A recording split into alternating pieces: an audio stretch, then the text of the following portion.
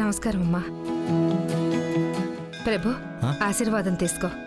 నన్ను ఆశీర్వదించండి మేడం. చల్లగా ఉండు బాబు, లే.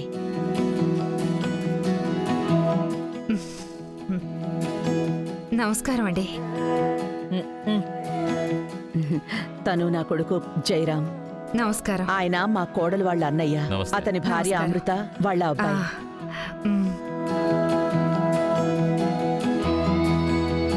కోడలి పిల్ల, ఏంటమ్మా దూరంగా నుంచున్నావు? ఇక్కడికి రా. ఇదిగో చూడండి, సంబంధం ఖాయం కాకముందే నా కూతురు ఎవరితోనూ మాట్లాడదు.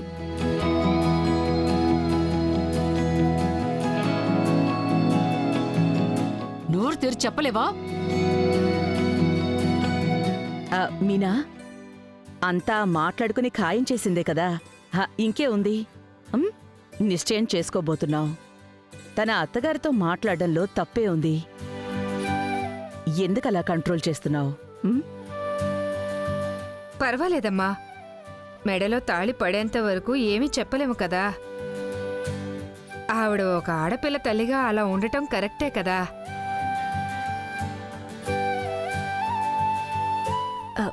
జాన్సమ్మా, వెళ్దాం. రండి.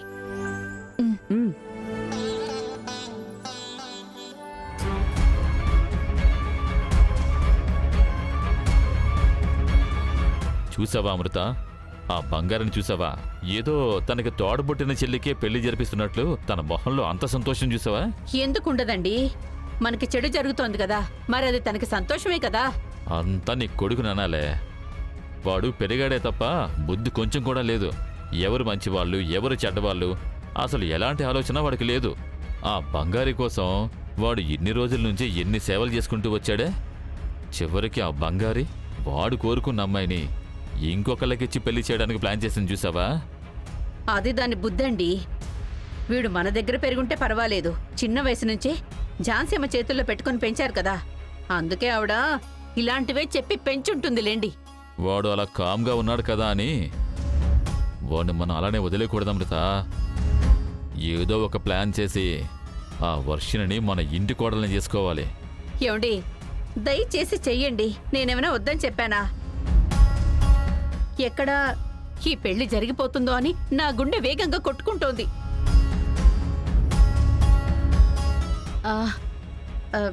ఏమండి, రవికి ఈ పెళ్ళంటే ఇష్టమే కదా? ఎందుకని అలా అడుగుతున్నావు?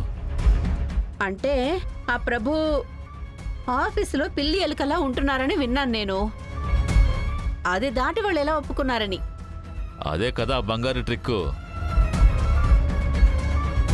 అత్తయ్యని ఎలా ఒప్పించిందో అదే విధంగా మన రవిని కూడా ఒప్పించుంటుంది. ఏంటండి, రవి తనతో కలిసిపోతే మన స్టోరీయే క్లోజ్ అవుతుంది. ఏంటే నువ్వు మాట్లాడేది? వాళ్ళు కలిసిపోయారు అని ఎలా చెప్తున్నావు? రవి అన్నిటికీ దానికి సపోర్ట్ చేస్తున్నాడు కదా. అమృత, డిస్కషన్ జరిగేటప్పుడు రవి ఎన్నెన్నో చెప్పొచ్చు, కానీ భార్యాభర్తలుగా నిజంగా బాగానే ఉంటున్నారా లేదా అని తెలియాలి. అది తెలిస్తే చాలు. బంగారిని రవి నుంచి ఈజీగా దూరం చేయొచ్చు. ఏవండి, వాళ్ళని దూరం చేసి ఇంటి నుంచి తరిమేస్తేనే అన్ని సమస్యలకి ఒక ముగింపు వస్తుందండి. అప్పుడు పేరుకే ఇల్లు ఝాన్సీ అమ్మ పేరు మీద ఉంది, కానీ నిజానికి ఇంటి మొత్తాన్ని అదొక్కటే అండి ఆడిస్తోంది. ఏదో చూడటానికి అమాయకురాలన్నట్టు మొహం పెట్టుకుని ఉంటుంది, కానీ లోపలంతా విషమే. ఏవండి, ఏదో చేసి దాన్ని తరిమేయండి. రవి నుంచి దాన్ని శాశ్వతంగా దూరం చేయండి. అదే నేను ఆలోచిస్తున్నాను. నువ్వు అనుకున్నది ఖచ్చితంగా త్వరలోనే జరుగుతుంది. పద. ఓహో, బండ్ అలా పోతుందా? చూసుకుందాం.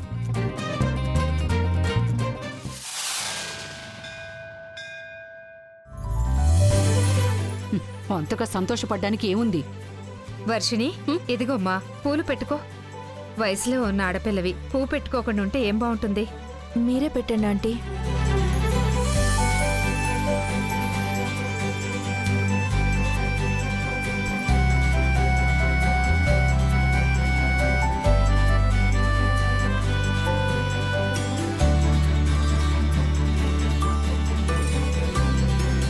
ఇప్పుడు నా కోడల అందం పెరిగిపోయింది.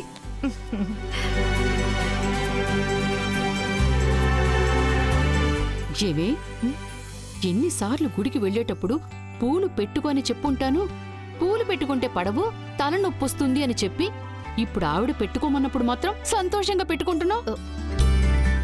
ఏంటమ్మా నువ్వు పెట్టుకుంటే పెట్టుకున్నా అంటావు, లేదంటే లేదంటావు. పూలు అందంగానే ఉన్నాయి కదా, మరి పెట్టుకుంటే ఏంటి? నిన్నసలు కొట్టకుండా పెంచటం అనేది ఎంత తప్పో నాకు ఇప్పుడే అర్థమవుతోంది. ఏమైందండి? ఆ ఏమీ లేదు, అయితే మీరు కూడా పూలు పెట్టుకోండి. నాకు వద్దు, నేను ఆల్రెడీ పెట్టుకున్నాను. ఇదిగో. మీనా, గుడికొచ్చాక ఎవ్వరు పూలిస్తాను అన్నా వద్దు అని చెప్పకూడదు. తీసుకో. మ్మ్.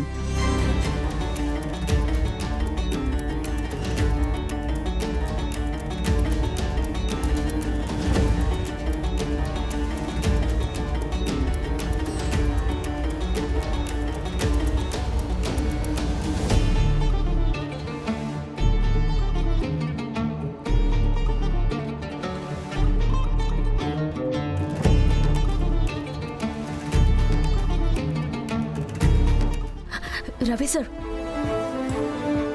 ఏంటండి మీ చెల్లి పెళ్లి నిశ్చయం చేయబోతున్నారు, ఎందుకు మొహం అలా పెట్టుకున్నారు? బంగారి, మాట్లాడకుండా వెళ్ళిపో. నాకొచ్చే కోపానికి ఏం చేస్తానో నాకే తెలీదు. ఏంటండి ఎందుకు అంత కోపం? మీకు నచ్చనివాడు అల్లుడు కాబోతున్నాడనా? రవి సార్, ఒక విషయం మాత్రం తెలుసుకోండి, మనం ఏది కూడా కావాలి వద్దు అని చెప్పకూడదు. మనం ఒకటి వద్దు వద్దు అని దూరం పెడితే చివరికి మనకు అదే దొరుకుతుంది. ప్రభు మీకు నచ్చలేదనే కదా దూరం పెడుతూ వచ్చారు. తనని చూస్తేనే మీకు పడదు అని చెప్తున్నారు, కానీ విధిని చూసారా, ఇవాళ తననే మీకు బావ అయ్యేట్టు చేసింది. ఇదిగో చూడు బంగారి, దీనికి నేను ఒప్పుకోలేదు. నువ్వు జాను కలిసి నన్ను ఒప్పించారు. నా కోపం తెప్పించదు, వెళ్ళిపో. ఊరికే ప్రతిదానికి వచ్చి సరే ఇదిగోండి, విభూతి పెట్టుకోండి. వద్దు బంగారి, వద్దని చెప్తుంటే వినకుండా.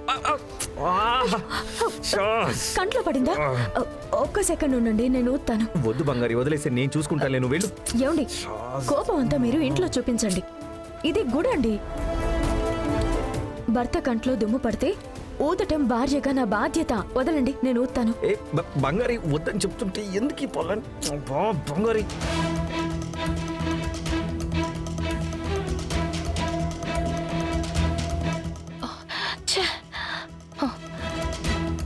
గుడి అని కూడా లేకుండా కర్మ కర్మ.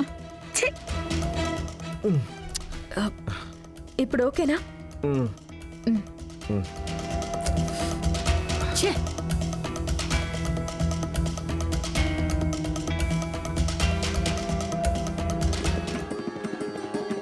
ఓం గం గణపతయే నమః. ఓం శుక్లాంబరధరం విష్ణుం శశివర్ణం చతుర్భుజం ప్రసన్నవదనం ధ్యాయేత్ సర్వవిఘ్నోపశాంతయే.